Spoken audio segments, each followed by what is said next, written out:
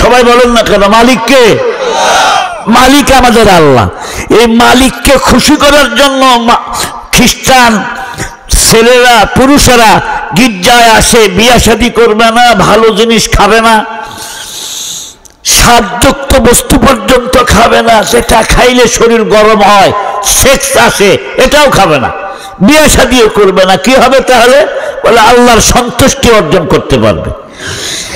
এইভাবে যে পুরুষগুলি পাদ্রী খ্রিস্টান গির্জায় আসে তাদেরকে বলা হয় পাদ্রী। আর যে মহিলারা নিজেকে কুমারী দাবি করে মেরির মতো করে, মরিয়মের মতো জীবন যাপন করতে চায়, তারাও বিয়া বসবে না নিয়ত করে গির্জায় আসে, একই গির্জার ভিতরে থাকে। মহিলাদেরকে বলা হয় নান আর পুরুষদেরকে বলা হয় পাদ্রী। আমার কথা কি আপনারা বুঝতেছেন বন্ধুরা? মুসলমান বন্ধুরা আমার, এটা কিন্তু ইসলাম ধর্মে জায়েজ নাই যে বিয়া শাদী বাদ দিয়া গির্জায় বসে থেকে আল্লাহ দেখলে আল্লাহ পাওয়া যাবে না। মুসলমান বন্ধুরা আমার, শয়তান তো জিন্দা, তো শয়তান এদেরকে ধোঁকা দেয়।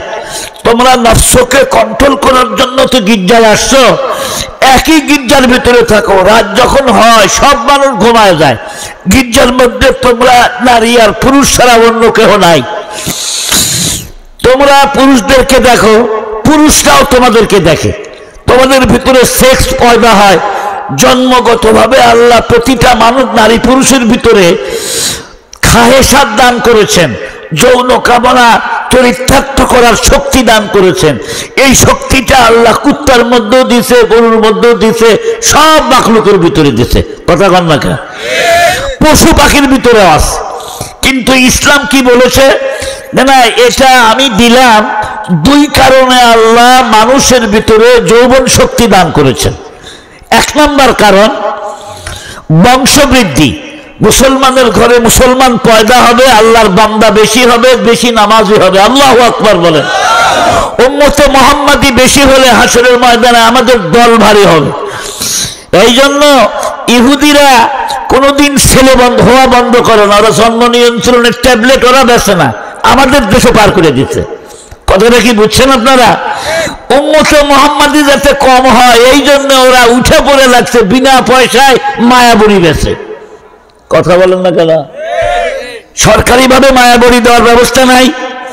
ওই যে মহিলা কিছু ডাক্তার আছে বাড়ি বাড়ি ঘুরে যে এগিয়ে বেছে, আছে না আপনাদের দেশে? মুসলমান বন্ধুরা আমার, ওদের এত টাকা পড়ল কা? ইহুদি খ্রিস্টানের এত টাকা কা বিনা পয়সায় ওষুধ বিতরণ করা? সতীন যদি সতীনের ছেলেকে মহব্বত করে, কোলে নেয়, নিজের সন্তানকে মাটি দিয়ে হাঁচায়, আর সতীনের ছেলেকে ওই কোলে নিয়ে নাচায়। তো বান্ধবীরা জিজ্ঞাসা করে, সখিনা বাবু, তোমার সন্তানটাকে তুমি মাটি দিয়ে হাঁটাও মাঘ মাসে শীতের রাত্রিতে, আর তুমি সতীনের ছেলেটাকে কোলে নিয়ে রাখছো, ঘটনা কি? তো বলে যে না, আমাদের সতীনে সতীনে খুব মহব্বত মিল আছে, আমাদের কোনো সমস্যা নাই। না, বলে এটা কারণ অবশ্যই একটা কিছু আছে, এক খেলি পান আর একটু আলাপাতা জর্দা দিয়া বলছে যে বলো ঘটনা কি? তখন ওই মহিলা বলতেছে, শোনো, ওদের দিকে না দিয়ে হরেনটা ঘুরে এই দিক করে দাও, এটা আমার পিছন দিয়ে পার করে দাও, আমি যেটা বলি সেটা করো, আমার কান টাচ করে দিক দিয়ে বাড়ায় দাও, ডাইরেক্ট ওদের কানে লাগতেছে। শোনো, আমি যেটা বলি না, সব হরন যদি ঘুরায় দেন তাহলে আমি কি শুনবো? আমি যদি না শুনি কথা বলতে পারবো না তো বাবা। আমার শোনার ব্যবস্থা করতে হবে না? কোনটা আপনাদের বেশি কানে লাগতেছে বলেন? এইটা। এ ভাই, তুমি এই হরেনটা ঘুরে একটু একবার কাজ করে দিয়ে দাও। আচ্ছা, ও ঘুরাক, একটু কষ্ট, 2 মিনিট লাগবে। মুসলমান বন্ধুরা আমার, এবার পান দিয়া জিজ্ঞেস করছো ঘটনাটা কি? ওই সতীন তখন বলতেছে, শোনো, মূল ঘটনাটা কি?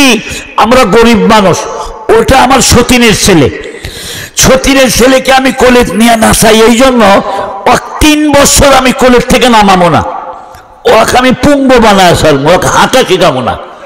কথাটা কি বুঝছেন? ও যদি 3 বছর খালি কোলে কোলে থাকে, ও হাঁটা শিখবে না। আর যদি হাঁটা শিখেও, আমার ছেলে ঠান্ডার মধ্যে হাঁটায় হাঁটায় ওকে শক্তিশালী করতেছি। ফাল্গুন মাসের দিন বা মাঘ মাসের শেষে যখন মানুষ ইরি ধান গাড়বে, সেই সময় ঠান্ডার মধ্যে বড় হয়ে সংসার করতে যাইয়া ঠান্ডার মধ্যে পানি রাখতে হবে, ইরি ধান গাড়তে হবে।